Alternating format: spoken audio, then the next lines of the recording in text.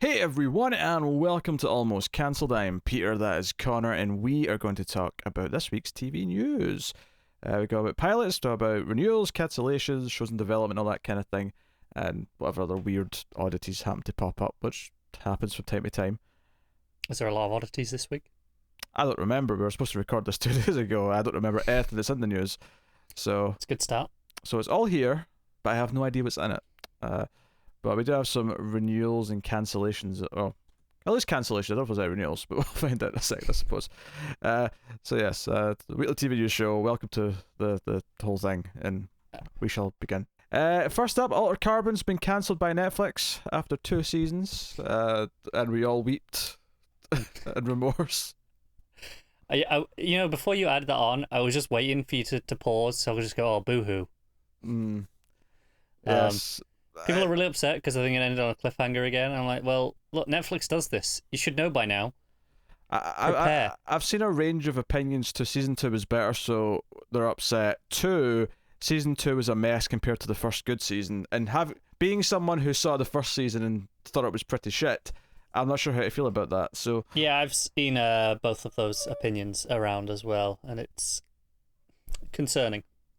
Yeah, so which is kind of weird because they did like an anime movie tie-in like a month after season 2.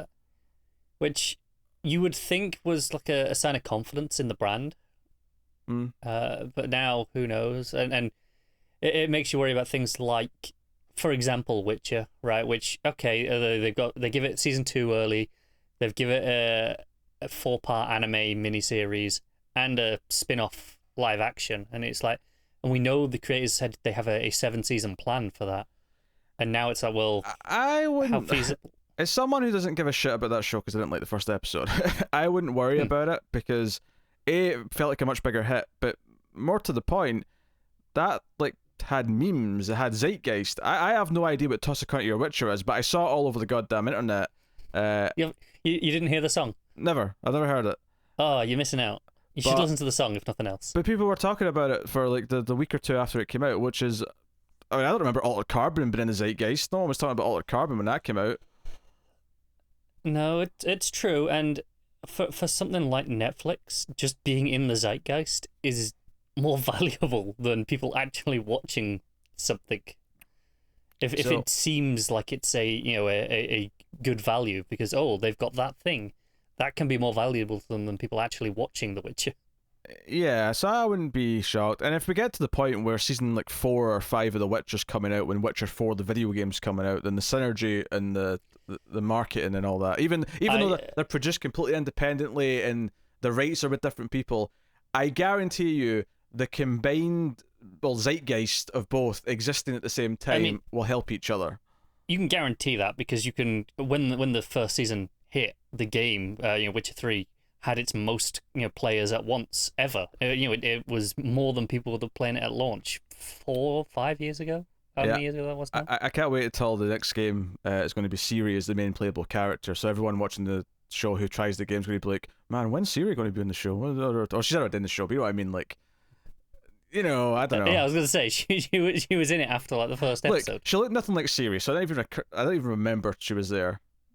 She looks fine. She looks perfectly like Ciri. Does she? Yeah, just younger. Did she have the platinum blonde hair? She did have. I don't have platinum blonde. I actually remember now. But I remember thinking she looked fine at the time. But now I'm really struggling to picture because I haven't seen her in months. Yeah, Ciri's got a very distinct look in the game, so I don't remember seeing her in the show, but I remember her being in the cast list. She's obviously a lot younger in the show, so that probably doesn't help.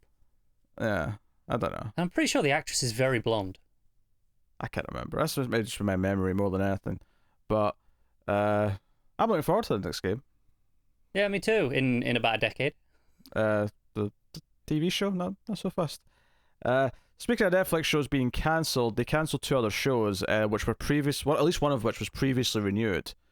This is notable because they actually directly cite the pandemic as why this decision was reversed.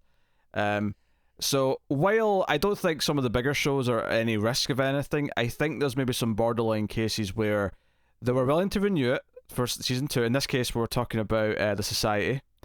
And they changed their mind later because of the delayed production time, everything else that's coming into everything with the pandemic. Other show that got cancelled was I'm Not Okay With This, which is I think upset. I know Tim liked this show actually. Tim watched this, said it was good. Yeah, I knew quite a few people who like this one. I'm not gonna say it's a massive fan base because I don't know that that's true, but the people who liked it really liked it. Yeah.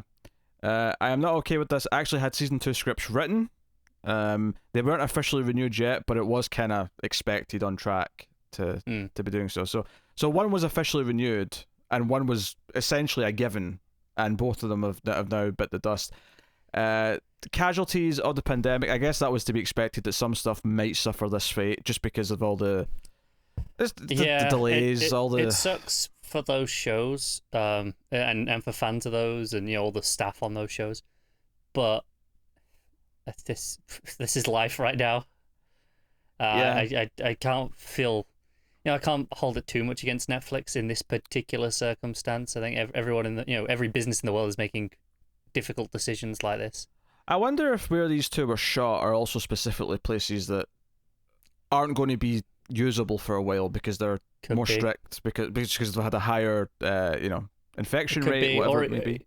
There could be something to do with travel as well, like between different countries. That could be a problem. Yeah, that could be a thing. So those are both done. And speaking of cancellations, again, we have the cancellation of Penny Dreadful City of Angels, which has been cancelled after one season at Showtime.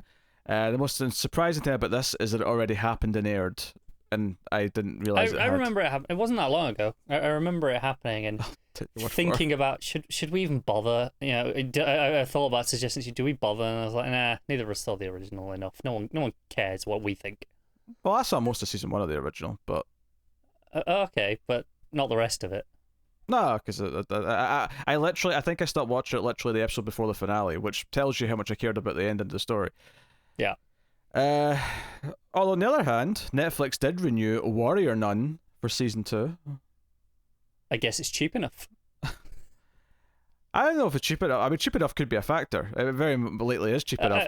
But I mean, I think it's more that just maybe because of the combination of who's involved, the combination of where they shoot, it's just convenient is the word I would use. Be, yeah. I don't think price itself is. I mean, I'm sure it probably plays a factor, but I don't think that's the factor here. I think this is something they can make more of. Therefore, they will because they've had to cancel other things that they can't make more of. Quite possibly the case, yeah. So that's been renewed. We got a premiere date for CBS All Access's miniseries, the limited series for The Stand, the Stephen King adaptation. It is going to premiere on December 17th. Yeah, they were determined to stick to the 2020 they promised, weren't they?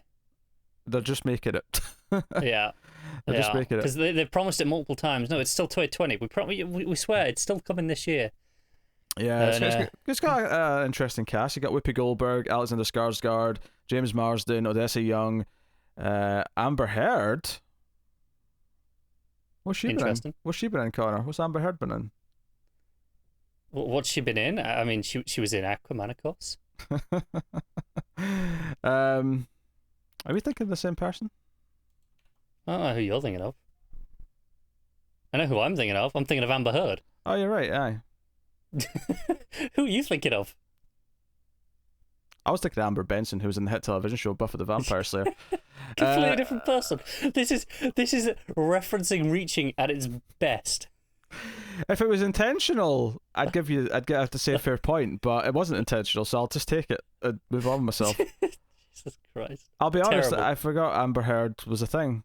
I was genuinely because you were saying it like that, and I'm like, I don't know if she was in Buffy, but I don't know for certain that she wasn't. And, she's exactly the sort of person who could have had a tiny role in one episode near the end of the show, and I would never know. Yeah. And you would just pick that up because you'd be, a prick about it. But no. I mean, I don't know what happened there. Wishful thinking, perhaps. I don't know. I saw the name Amber and just took a jump. You went, oh, I see a reference. So yeah, that's coming December 17th. And I'm just scanning the article here to see if there's any indication. I assume it's going to be weekly unless otherwise stated. They don't say anything, so I believe weekly. It is weekly, yeah. Yeah, it's the sort of thing though where they could do like a one-time because it's a mini-series. They'll be like, hey, here's all 8 episodes or whatever it is in one I shebang. mean, they could, but I don't think No. CBS All Access has enough content to waste like that. I feel like we promised it's coming in 2020, and then only the first like 2 are going to be in 2020. He's really stretching it, but I'll be fine. You know what? You started in 2020. Would there be 2 or would there be 3? Starting December 17th? Yeah, 17th, 24th, 31st. Okay. Just. Assuming I can count in sevens correctly, which I am not confident I can. Next up, so this is something we actually talked about in the comics podcast a little bit, but I mean, the Batman tie-in TV show for HBO Max is a TV show, so we should probably mention the fact that it exists. There's some more details about it. How it's going to be set during year 1 of Batman, because the movie's going to be set during the sort of the theoretical year 2, and that it's going to revolve around mainly a corrupt cop during that first year. So I like the idea of like literally the first appearances of Batman are happening and referenced in the background, but that's not what we're looking at. That's not what we're focusing on. It's different. I'm intrigued by that. So I thought that was what best. This was obviously DC fandom. It wasn't a lot of TV stuff that came from this, because most of the bigger TV stuff that might have news is coming in the second half of fandom. There was panels for a few shows, but nothing newsworthy. Just the CW shows, I think. Yeah. And it was just stuff like, how are they dealing with Ralph in the next season of The Flash, for example. Or Benoist being pregnant. Although they might have got lucky with the pandemic in that front. Yeah, it might have actually pushed it back enough that they can swing around it. That at most it'll only be a few episodes, you'd think, right? So yeah, see how that goes. But what was worth mentioning at the very least. So moving on, Showtime's ordered a show called Moonbase 8, a half-hour workplace comedy from Portlandia co-creators Fred Armisen and Jonathan Krizel, Tim Heidecker, John C. Reilly, and A24. That was a lot of the reason why I was taking me a second there is because they all had like 3 or 4 things listed after the names, credits wise. So I was like, okay, where's the next name? Skipping ahead in the sentence. Yeah. So co-created by 3 of those names, who also star Krizel. A 6-episode series revolves around 3 subpar astronauts who have high hopes of being chosen to travel to the moon. Set in the isolated desert of Winslow, Arizona, at NASA's moon base simulator, it follows eager astronauts Skip, Rook, and their leader Cap as they attempt to qualify for the first lunar mission. While working vigorously to complete their training, a series of unexpected circumstances forces the astronauts to question their own mental sanity, trust in each other, and whether or not they are cut out for space travel. Fair enough. A period piece comedy is interesting, I think. You know? Yeah, it could be interesting. A lot of workplace comedies, but period piece is not something I associate with the genre as much. Mainly just because workplace comedies are supposed to be really cheap, and then the second you put it in a period, it becomes less cheap. It does. You just assume they'll spend most of the time inside the base, right? Yeah, or in the desert. They live on site. Yeah, or they could go outside in the desert because there'll just be nothing there. Yeah, that's easy enough. This could be 1842 for all we know. Very specific. Well, that's what made it funny. So moving on, Amazon's put in development Highfire, a TV series based on the adult thriller novel best-selling Artemis Fowl author. Is that Ewan? Owen. It's just Owen. Just Owen. Okay, so the E's just useless, as we said. Yeah, pretty much. Not the OIN's the regular spelling of Owen, but that's classic Gaelic shenanigans for you. Yes, I was going to guess Ewan, but yeah, okay. Yeah, it's just Owen. All right, so Nicolas Cage is going to voice the lead character. What I'm confused about here is it doesn't say animated anywhere. And yet it says Nicolas Cage is voicing the lead character. So I don't know if that just means that the lead character's CG. Or... It could be. What's the show? Okay, so the genre-bending live action... Oh, as I say, a live action. Never mind. That's confirmed. Problem solved. There you go. I'm a great detective. You read the next sentence. The genre-bending live-action Highfire is a gritty crime thriller with doses of magical realism. Its central character Highfire is a vodka-drinking, flash-dance-loving dragon who lives an isolated existence on the bayous of Louisiana. Okay, he's a dragon. There you go. That's why he's voicing, not playing I'm down for Nick Cage as a vodka drinking dragon. One might describe Nick Cage in real life as a vodka drinking dragon.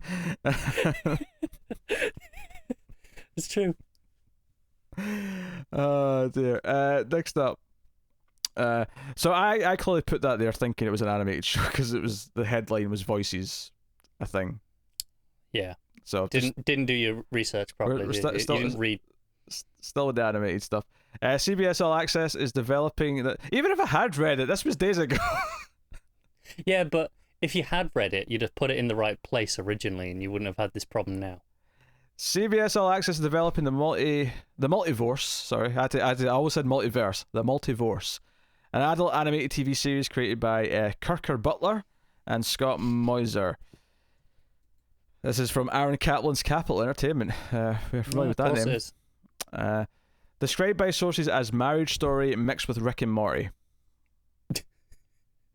The Multiverse is a half-hour animated comedy about the Gundersons, a seemingly normal American family, mother, father, 3 kids, dealing with the complicated realities of divorce. However, instead of the kids having to spend every other weekend at their father's shitty bachelor apartment they've got some swearing in this description, look at them being edgy, across town, they spend every other weekend with the warrior queen mother in her very exciting and often very dangerous kingdom somewhere in the multiverse.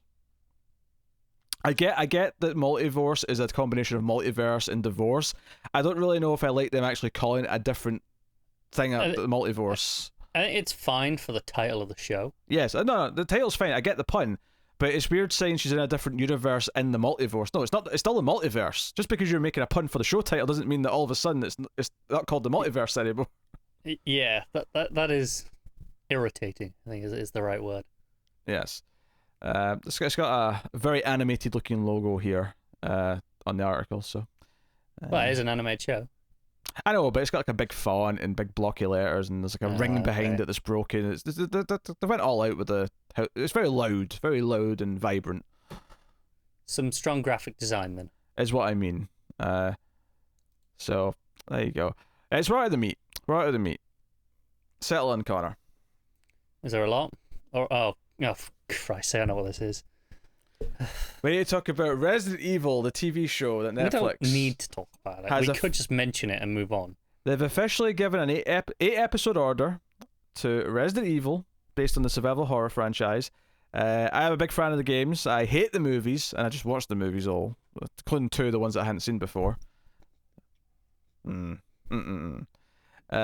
So, Supernatural executive producer / co-showrunner Andrew Dabb, and it's produced by Constantine Film. It is not based on the movies, which is, I mean, everyone can rejoice a little bit at that. But we do have a description here, which there's a lot to read. There's a lot to get into here. Is there though? Shut up and let me go through this. You're just delaying the inevitable. In the first, I'll distract you enough. There's 2 timelines, which right away, what? So, first of all, in the first timeline, 14-year-old sisters Jade and Billy Wesker, more on that in a minute, are moved to New Raccoon City, more on that in a minute, a manufactured corporate town forced on them right as adolescence is in full swing. But the more time they spend there, the more they come to realize that the town is more than it seems, and their father may be concealing dark secrets that could destroy the world. Cut to the second timeline. Well over a decade into the future, there are less than 15 million people left on Earth, and more than 6 billion monsters, people and animals infected with the T-virus. Jade, now 30, struggles with... Wait. I thought I said there were adolescents before. 2 time periods. Yeah, but it says over a decade. No, because I thought it said a decade out of the future. I was like, wait, there'd only be like 24. But it says over a decade. That's fine. It's presumably 15 years or so. Yes, that's fine. So Jade, now 30, struggles to survive in the new world, while the secrets from her past about her sister, her father, and herself continue to haunt her. This is wacky stuff. First of all, it's not really following the game. I mean, the only thing from the games here are the names Wesker and Raccoon City. Jade and Billy Wesker, I mean, they talk about the secrets their father has. You presume that is Albert Wesker from the games, and he is... the thing is, though, they're calling it New Raccoon City, which would imply there was a Raccoon City, so which would imply it's set after at least some of the games, because New Raccoon City got nuked. Sure. So, maybe there's a new city called New Raccoon City. That's kind of weird. What's the problem with that? Well, it's implying that Wesker's not actually went full evil yet, because he's sort of like pretending to be a normal father. It's a different timeline. Different universe. That part of it never happened. Well, yeah, that's just talking about what they're changing for the adaptation, though. You're just putting fancy words and things that we always talk about with adaptations. Yeah. This is weird. Like, half of this sounds like it's going for Stranger Things. The other half's, more of a Walking Dead thing. Now, here's the weird thing. There's nothing to say that this actually won't be a good show.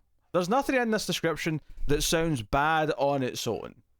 As an adaptation of Resident Evil, it sounds like, what the hell are you doing? Why can't anyone just adapt the goddamn story of Resident Evil?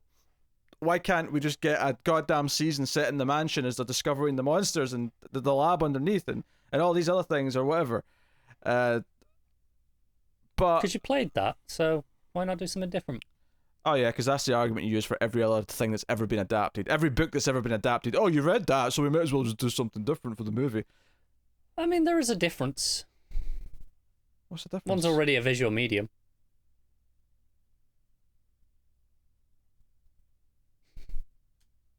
And all the comic books that have been adapted into movies? They didn't have acting.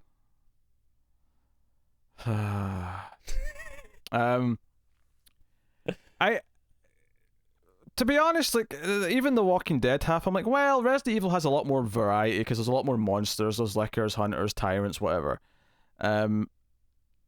It's a very weird concept, though. It's very different from anything, to the point where you can't even look at this and say, oh, I wonder how they're going to do this bit or this bit. At the very least, it sounds better than Superhero Alice. I mean, I'll give it that. Honestly, my hope would be for this is that they never, ever even try to bring in characters from the games. Because one of the worst things those movies do is that after they establish Alice, they tried to bring in characters from the games, like, almost every movie after the first one. And every single time, A, they were always miscast, but B, it was always about making Alice look better. It was always about saying, hey, those characters that the fans actually care about, yeah, those are losers. Like, Alice is the hero of the whole thing. I'll take your word for it. I've never had the misfortune of watching them. I would assume in this case, barring Wesker, that they probably don't need to. You can assume that a majority of the plot, kind of happened in a fashion, kind of like like how in comics, there's a point where we go, well, previous events happened after a reboot. But they may not have happened quite in the same way. The details might not be exactly the same, but the broad strokes are there. I think, yeah, no, like, this could be good as its own thing. There's no reason why it can't be. I've got no reason to sort of think it can't be a fun show, that, this post-apocalyptic side of things mixed in with the teen stuff.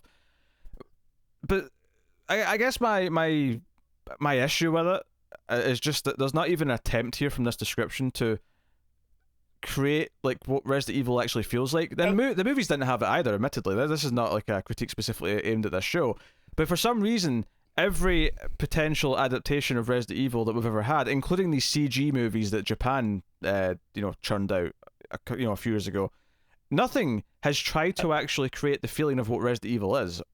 I mean, I don't know what the feeling of this will be, but in the description it sounds closer to kind of what happened with the Witcher games in many ways. That because those games didn't adapt anything. They kind of just took where the story left off and kind of just did their own thing from there. And this is okay. It's not taking the exact stories of the previous things. It's kind of taking the ideas, and maybe it'll do some of those elements with Wesker still in the story. But the idea of it's not an adaptation of the games. It's more just set in a version of that world. Yeah, but I'm not even advocating for adaptation at this point. I'm just saying, like, I'm talking about what makes Resident Evil isn't here in this description. And I don't mean the characters. I don't mean anything else. I just mean what what the idea and concept of a Resident Evil story is. It's just kind of not here, because at least the Witcher games, like, they still feel like they're Witcher-esque stories, right? They still feel like they belong in that universe. Depends on which fans you ask, if I'm honest. Okay, fair enough. Yeah, because Resident Evil, so much of it is about tension and like the learning and like solving weird puzzles and like conserving like your supplies and all that kind of thing. I mean, admittedly, it's much better suited to a movie than it is a TV show. Like, I'll say that. The only way I can imagine adapting like one of the games into a TV show is like doing it sort of like real time 24 style, like an 8 hour, like this is the night. This is like, starts at 8 p.m, finishes at 8 a.m. It's too decompressed otherwise. Yeah. You just wouldn't be able to do it. It's just the way it is. But and that's that's the way the games are supposed to work, or at least all the early ones anyway. It feels like, I mean, maybe I'll be wrong. Maybe we'll see this, and maybe there will be elements of it. But the first timeline says like it's more of a conspiracy teen story, which is nothing like Resident Evil.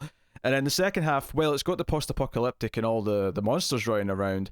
It sounds more like just like a out there surviving Walking Dead style. And bizarrely enough, Resident Evil, again, taking the movies out because the movies did this, where the games didn't, but Resident Evil, despite the fact that it's the zombie video game franchise, has never actually went post-apocalyptic. Ever. It's never been that. It's never been traversing the wasteland or anything like that. Never.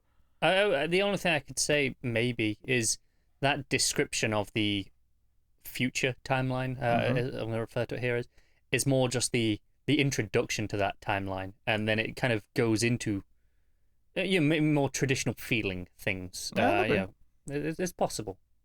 And it could, I mean, again, this on its own, for what it is, could be perfectly fine. It could be well shot, good characters, it could be entertaining, could be tense and scary, even if it leans into the horror.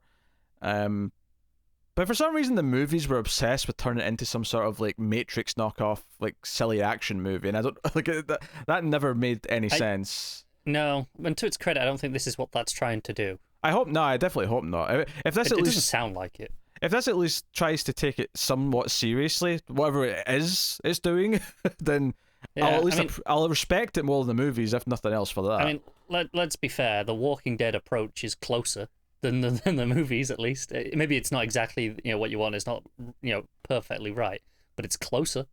Yeah, but I don't necessarily want a Walking Dead knockoff as my Resident Evil. I mean, no, you could just watch honestly, Walking Dead if you really want. At this point, like I don't really want an adaptation. Like as long as I keep getting games that are like the old ones, that's all I want from Resident Evil at this point. I don't need adaptations. Like, they exist on their own. What is what they are. They don't need to be adapted into other things. But they're going to keep trying, I suppose. And this is what we're getting. So. Remember when they told you Resident Evil doesn't sell? Yeah, I do remember that, actually. Yes, it comforts me that the most classic style of Resident Evil game is one of the best-selling ones as well. That really does comfort me greatly. I mean, I say this as someone who doesn't really care for that style of game. Still a stupid idea to say it doesn't sell. Absolutely ridiculous.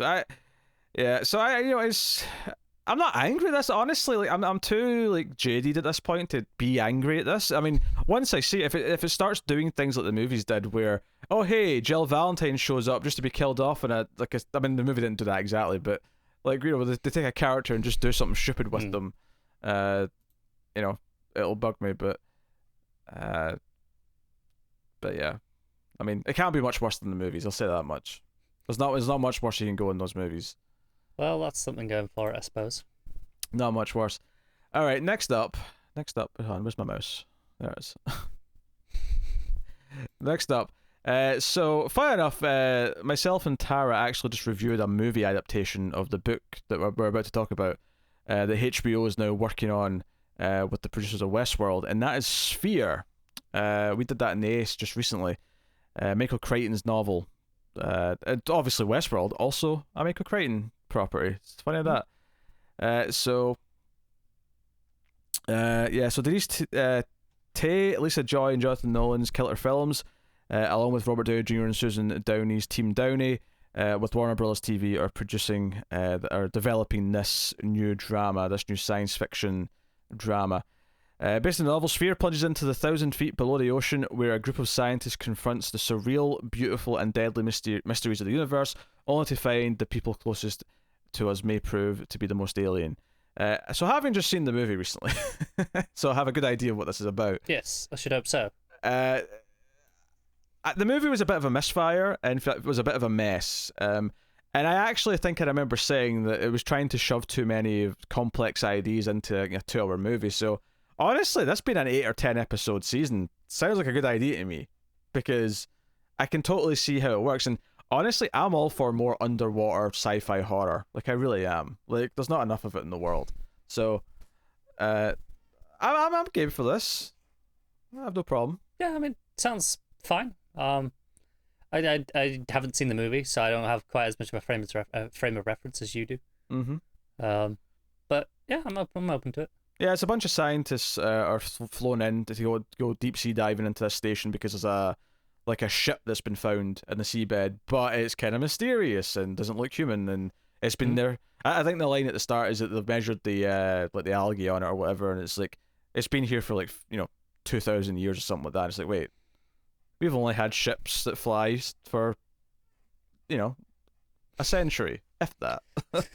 I could see you then going, wait, how far back can I say here? Well, no, it's because the movie was made in the mid-90s, so I wasn't. I was sort of recalibrating because I'm like, wait a minute, I'm thinking present day, but it doesn't really matter. It's not that far off. In the grand scheme of things, going from 2,000 to 100-ish. Yes, obviously, yes. So, I mean, yeah, like there's stuff here. There's definitely potential in this. Like I say, aquatic sci-fi is something I'm all for. More of, and if HBO want to throw a lot of money at it and we get some cool weekly doses of aquatic sci-fi, I am all for it. And it will take money. And it will take money, yeah. I mean, they may not go out into the water as much. They'll probably be on the station a bit more. Right, but you got to go in the water at some point, and you can't fake water. No, you cannot. So it just doesn't work. Yeah. And they could, like, if they want to continue this, like, I could see how they could alter the ending slightly to make it a continuous thing. If they wanted to, but that is Sphere, coming from HBO. I mean, it's developing; they're not ordered it yet. But I mean, from the creators of Westworld to HBO, I feel like the deal's probably it's likely, yeah, nearly done. All right, next up, Margaret Qualley is going to lead in a show for Netflix. It's called Maid. That's MAID, to be specific. A dramedy series from writer Molly Smith Meltzer. John Wells production, Margot Robbie's Lucky Chap Entertainment, and Warner Bros. Television. Written by Meltzer, Maid is inspired by the Stephanie Land's best-selling memoir, Maid, Hard Work, Low Pay, and a Mother's Will to Survive. It revolves around Alex, a single mother who turns to housekeeping to barely make ends meet as she battles against poverty, homelessness, and bureaucracy. Told primarily through her point of view, Maid is described as a beautiful, alive, gritty, and inspiring exploration of poverty in America. It might be wonderful, but that sounded the most driest thing I could possibly have read. I started interested because I like Margaret Qualley. Mm-hmm. And then as you went on, I went, this doesn't sound like it's for me at all. No, it takes some serious flair to make that exciting, I think, for us. But, go for it. I mean, not everything's for us. That's fine. But, there you go. Next up, Dystopian Sci-Fi project from former Pixar employee, I should say, has been picked up by Peacock, of all places, to develop as a TV show. It's called Skywatch, and it's based on a short film written and directed by ex-Pixar artist Colin Levi, and it's going to be turned into a series. There was a competitive rights situation to develop this. Skywatch started out as a 10-minute short film, which featured a brief appearance from Jude Law, and was 6 years in the making when with some Kickstarter contributions. It tells the story of an outcast teen who hacks into the ubiquitous drone delivery system to pull a prank on a school bully. He accidentally crashes a dangerous prototype and finds himself entangled into a life-and-death conspiracy. And you can actually find the film online. It's on YouTube if you really want to go see it. I can see the potential, like, the idea that drones are now like so commonplace. Everything's using drones to deliver things. They're used for surveillance, and they're all over the sky. And like some kid hacks into one, and I can see the sort of near future sci-fi sort of. I think being a teenager as well makes it a little bit more interesting to me than an adult, like catching something. It gives me a sense of maybe the. It's still probably serious, but maybe slightly more adventurous twist on the conspiracy tone. Yeah, I can see that. You can really over dramatize things with kids a lot easier. Yeah. In terms of the conspiracy angle, you could really play it up easier and more. Yeah. Seth MacFarlane's Fuzzy Doors producing, but he's not involved, I don't think, in the creative. He's just kind of means nothing. Yeah, his company's just producing. So yeah, is this the first Peacock thing we've been kind of interested in? It might be. I mean, to be honest, I keep forgetting Peacock exists, so who knows what else they have that I've forgotten about. That's a very good point. All right, next up, QC Entertainment won an auction for a Chuck Wendig dystopian sci-fi novel called Wanderers back in 2019. We might have talked about it then. I can't remember. We talk about a lot of news things in development. I strongly dislike Chuck Wendig's writing, so I don't know who it is, so it's fine. So Lionsgate has expanded its partnership with QC Entertainment and are now going to be on board developing this with them.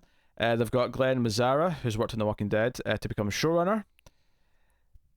Is he the showrunner that was fired/quit? I think so. Yeah. Oh, they went through a few showrunners. I can't remember which one which. There was one that was quite a spectacular fallout, though, wasn't there? And I think it was him. Here's the description anyway. Wanderers is the apocalyptic tale of a decadent rock star, a deeply religious radio host, a disgraced scientist, and a teenage girl named Shanna who embark on a mysterious journey across America to protect their friend and family. Sorry, their friends and family. I knew that sounded weird. Say just one friend? Just one friend. It begins when Shanna wakes up one morning to discover her little sister Nessie in the grip of a strange malady. She appears to be sleepwalking, and she can't talk or be awakened. With inexorable determination, Shanna and her sister head to a destination only Nessie knows, but they're not alone. By the way, I'm Scottish and I keep saying Nessie. I feel like I'm talking about a certain monster. Just put that I'll be honest, this description's funnier if you picture that. Shanna is joined by other shepherds like herself and a flock of sleepwalkers who soon discover an America convulsed with terror where the apocalyptic epidemic proves less dangerous than the fear of it. There's a lot going on in there. I don't know what to make of this, but it does sound like it's a high concept show, and we typically check out high concept sci-fi shows, so we do. So they unless they look like absolute trash. I mean, that's possible. It happens from time to time.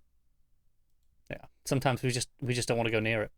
But I mean, we'll wait and see on an actual trailer when this exists. Next up, Keira Knightley has found her next project. It's a TV show at Apple TV Plus. Is it a period drama? I was just about to say, if I was to ask you to guess anything about this, just based on what you know so far, what would you guess? Period drama. You are correct. I'm happy to be proved wrong if it wasn't. No, it's a period drama. It's an adaptation of Sarah Perry's novel The Essex Serpent. I already know I'm not interested. Like, we don't have to read any further, really. But for the sake of completion's sake, I like some Keira Knightley period dramas. Not all of them, but there's some that I have enjoyed. Sure. The Essex Serpent follows newly widowed Cora, played by Knightley, who having been released from an abusive marriage, relocates to from Victorian London to a small village of Aldwinter in Essex. Intrigued by a local superstition that a mythical creature known as the Essex Serpent has returned to the area. I mean, could be good. Who knows? It's really not interested. I'm really not. Even the prospect of maybe a monster being involved or a not enough. No, it's set in 1893, which sounds like prime Knightley territory. It really does, doesn't it? Yeah, I'm good. I watched the Duchess earlier this year. I think that was her. I'm not watching. Right.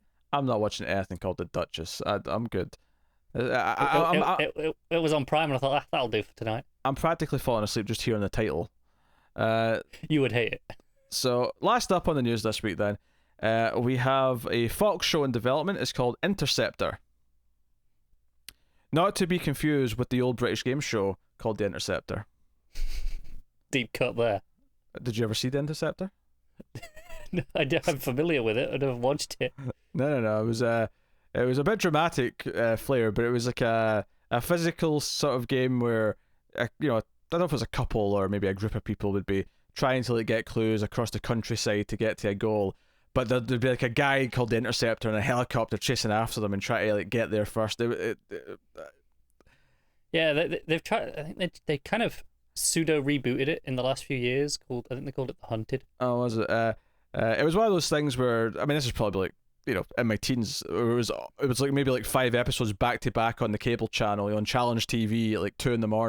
And I probably just left it on as I was doing something and ended up watching like maybe like 20 episodes of it over a week. And I was like, yeah, it's just burned into my brain because of that 1 week. I know those kind of things. No, The Hunted. I think it's like a Channel 4, like a proper, one of the main channels doing this where you sign up for it and then, they'll at some point within the next 3 months, assuming you're picked, they'll go, right, it starts now, and you've got to like go completely off the grid and get to a place before you get tracked down. Yeah, I just remember the guy who was the Interceptor being overly dramatic for something that's supposed to be a game show where it's like real people doing a game, but he played it like he was a villain in like a movie. You have just described 90% of British game shows. That's very possible.